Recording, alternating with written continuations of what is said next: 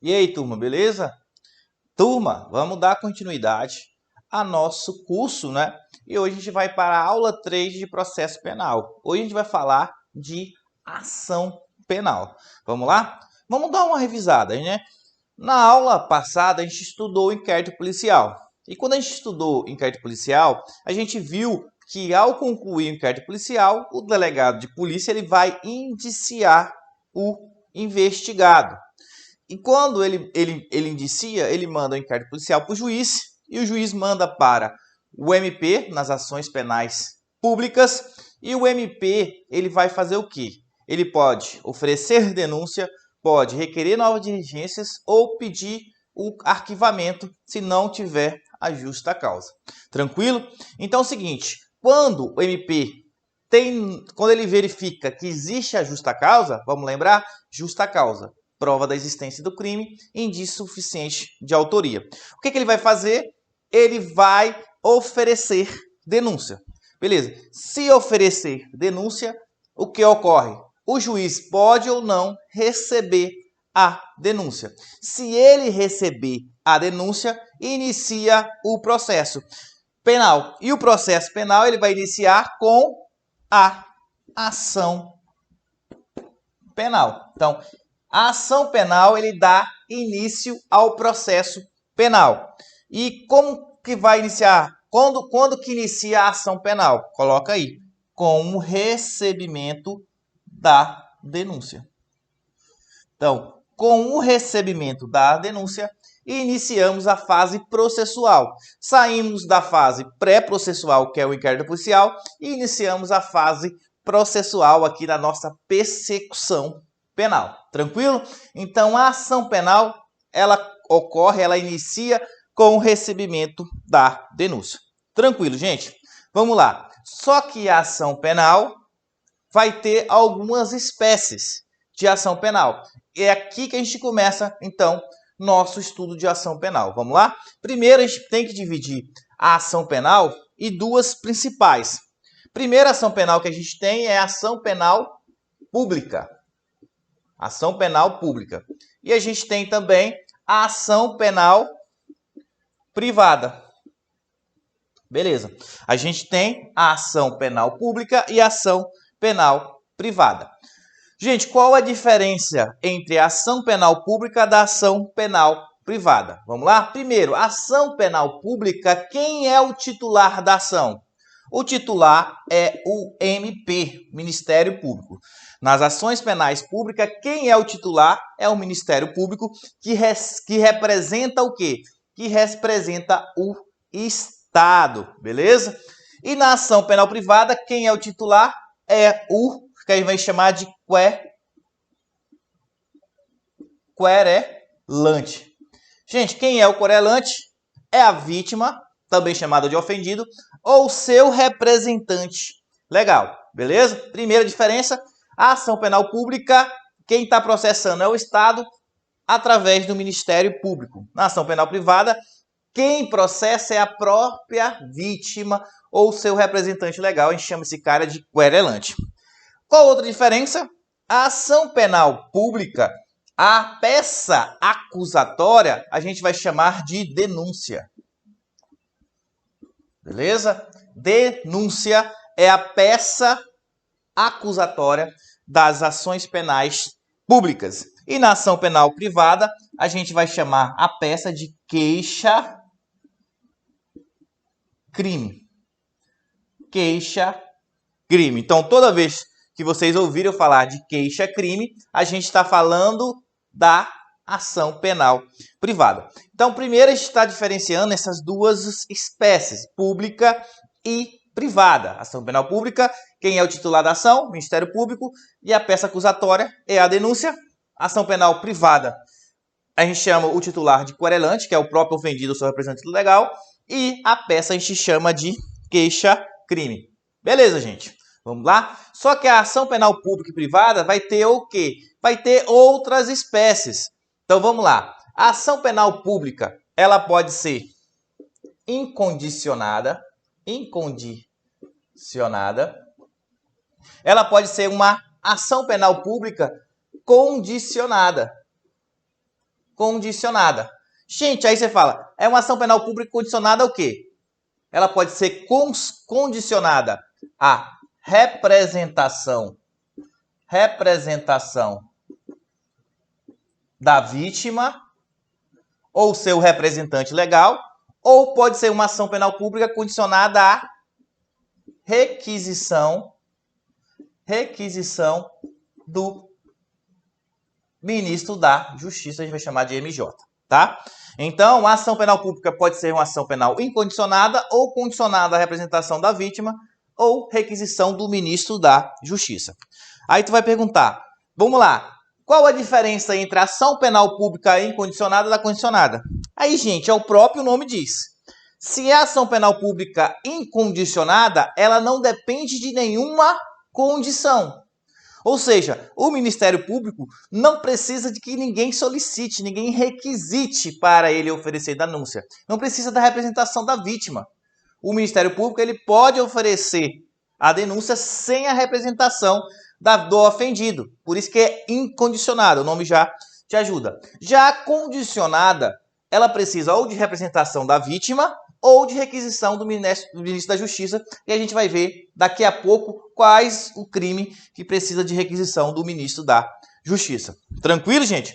Então essas são as espécies de ação penal pública. E também a gente tem as espécies de ação penal privada. Ela pode ser uma ação penal privada que a gente chama de exclusiva. Exclusiva. Também vocês podem ver com propriamente dita. Propriamente dita. Ela pode ser uma ação penal que a gente chama de personalíssima. E a gente vai ver que existe somente um crime que é de ação penal privada personalíssima. E a gente tem aqui, por último, que é a ação penal privada subsidiária da pública, tá? Que aqui, além de previsão no CPP, a gente tem também previsão aonde? Na Constituição Federal, beleza? Então, gente, ó, tá aí para vocês primeiro esse quadro esquemático aí da ação penal. Então, vamos lá? A ação penal, ela inicia com o recebimento da denúncia. Aí começa a fase processual. Vocês têm a ação penal pública, onde o titular é o MP e a peça é a denúncia. A ação penal pública, a gente tem aqui 3 espécies. A incondicionada, a condicionada à representação da vítima e a condicionada à requisição do ministro da Justiça. A ação penal, ela também pode ser privada, onde o titular é o querelante, a própria vítima, o ofendido, e a peça a gente chama de queixa-crime. Tranquilo, gente? E aí a gente tem as espécies. Exclusiva, propriamente dita, a gente tem a personalíssima ou a ação penal subsidiária da pública. Ação penal privada subsidiária da pública. Beleza, gente? Vamos lá.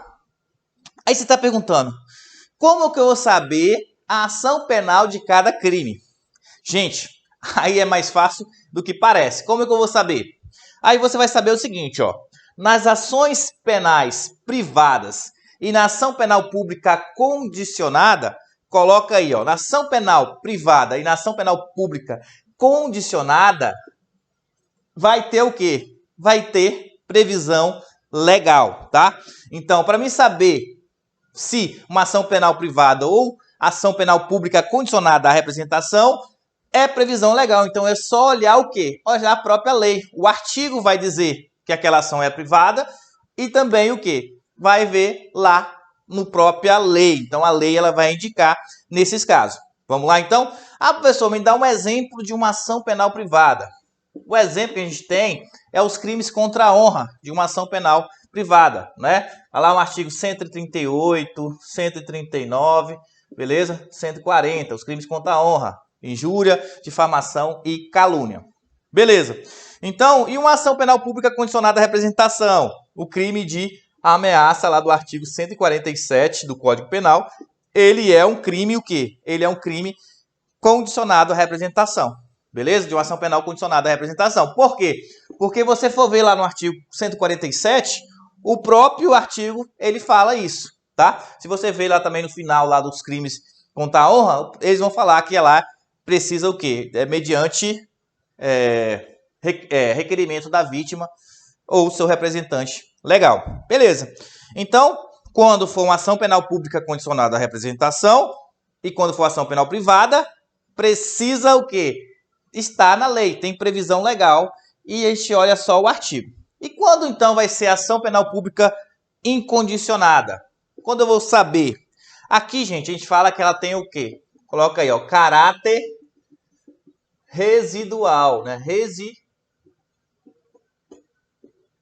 Caráter residual. O que é isso? Caráter residual. Quando uma ação penal não for nem privada e não for nem ação penal pública condicionada à representação, ela será incondicionada. Então, basicamente é o seguinte, quando a lei não falar nada de qual é a ação penal, ela será ação penal pública incondicionada.